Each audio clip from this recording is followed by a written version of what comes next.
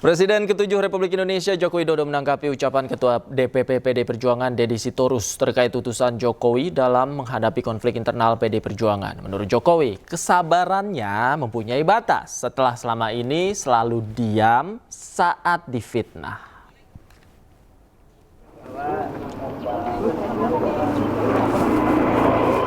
Jokowi menegaskan tidak ada utusan dari dirinya yang dikirim ke PDI Perjuangan.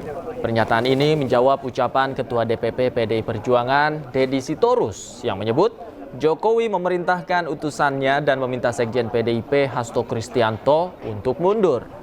Selain itu, utusan tersebut juga melarang PDI Perjuangan memecat Jokowi sebagai kader. Jokowi pun meminta agar identitas sosok itu diungkap sehingga tidak menjadi fitnah. Pak Jokowi mungkin tahu. Ya disebutkan siapa gitu loh biar jelas. Nggak ada. Ya apa? Anunya apa? Pak Jokowi mungkin tahu Kepentingannya apa saya mengutus untuk itu? Kepentingannya apa? Coba logikanya. jadi tidak ada. Saya itu udah diem loh ya. Difitnah saya diem. Dicela saya diem, dijelekan saya diem, dimaki-maki saya diem.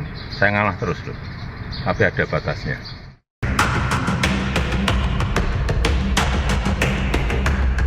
Puluhan petugas gabungan menggelar pemeriksaan kelaikan kendaraan terhadap kendaraan di PO Bus Sahabat Kabupaten Bandung, Jawa Barat. Tes urin juga dilakukan pada sopir bus yang akan bertugas di masa mudik Idul Fitri 2025. Satu persatu bus pariwisata dan kendaraan pengangkut pemudik lainnya diperiksa petugas kepolisian narkoba Polresta Bandung. Selain memeriksa kelengkapan administrasi kendaraan, petugas dari Dinas Perhubungan juga melakukan tes fisik kendaraan, mulai dari pemeriksaan fungsi rem, lampu, klakson, hingga jumlah kursi dalam bus.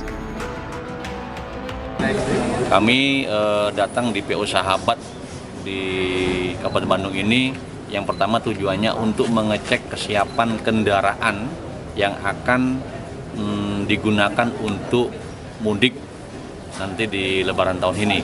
Kemudian yang kedua mengecek juga kesiapan personil, maksudnya pengemudinya, yaitu kita mengecek kesehatannya, juga melakukan cek urin, serta kita memberikan masukan-masukan terhadap para pengemudi dan pengelola untuk bagaimana bisa menyelenggarakan mudik ini secara aman dan nyaman.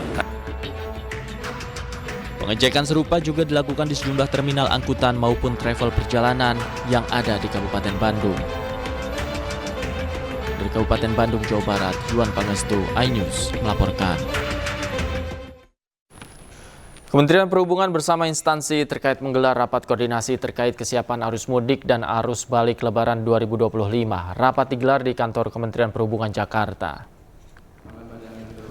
Menteri Perhubungan Budi Purwagandi memimpin rapat koordinasi kesiapan arus mudik dan arus balik Lebaran. Rapat ini membahas tentang antisipasi lonjakan pemudik, mitigasi bencana selama mudik, serta potensi kecelakaan selama mudik berlangsung. Rapat koordinasi ini juga dihadiri oleh Kepala BMKG, perwakilan Basarnas, Kakor Lantas Polri, dan Jasa Marga. Lebaran yang akan mulai berlangsung tanggal 21 Maret di ruangan ini.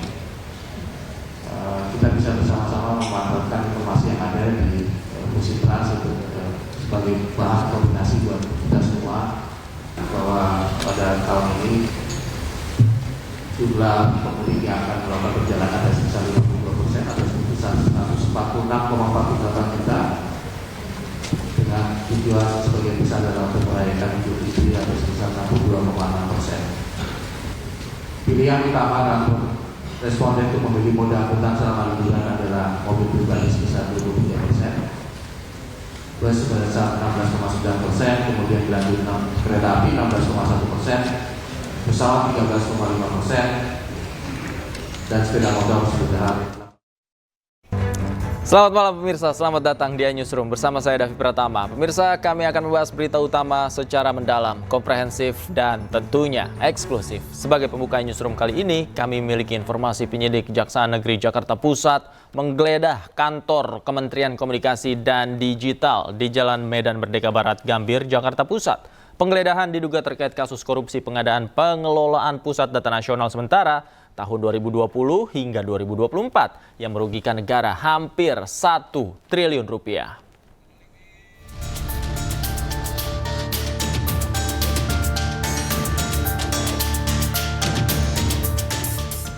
Kantor Kementerian Komunikasi dan Informatika yang kini menjadi Kementerian Komunikasi dan Digital Komdigi Kamis siang digeledah penyidik Kejaksaan Negeri Jakarta Pusat.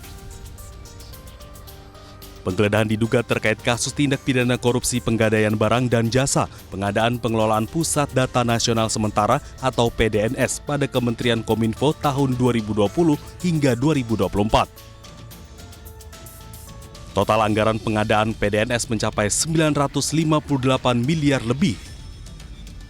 Kominfo atau Kominfo Digi dan beberapa tempat lainnya di Jakarta Pusat, Jakarta Selatan, Bogor, serta Tangerang Selatan terkait dengan penyidikan dugaan tindak pidana korupsi pada kegiatan pengadaan barang dan jasa, pengadaan data nasional sementara tahun 2020 sampai dengan 2024.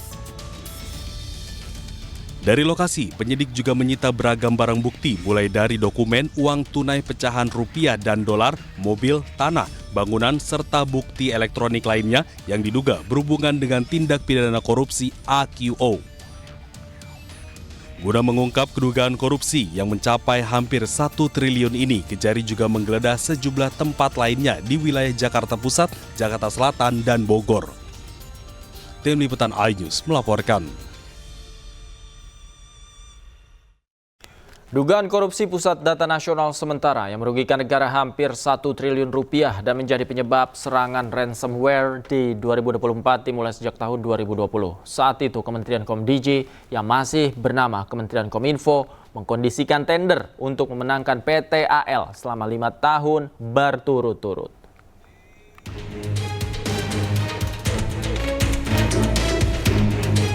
Kejaksaan Negeri Jakarta Pusat mencatat korupsi diduga mulai pada tahun 2020. Komdigi yang saat itu bernama Kominfo melakukan pengkondisian tender untuk mengangkat PT AL sebagai kontrak saat itu mencapai 60,378 miliar rupiah.